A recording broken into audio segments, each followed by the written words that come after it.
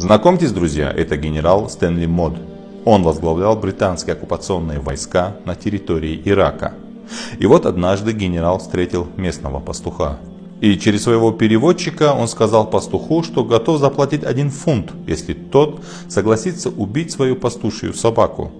Пастушьи собаки очень важны для пастуха. Они предупреждают об опасности и защищают отару от хищников. Но на деньги, которые предложил генерал, можно было купить половину отары. Пастух, недолго думая, согласился убить свою собаку.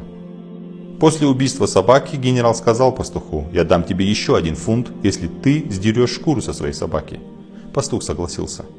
Тогда генерал продолжил: «Я дам тебе еще 1 фунт, если ты разрежешь свою собаку на маленькие кусочки».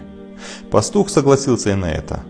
Тогда генерал повернулся и хотел уйти. Пастух сказал: «Стой! Дай мне еще 1 фунт, и я съем мясо этой собаки».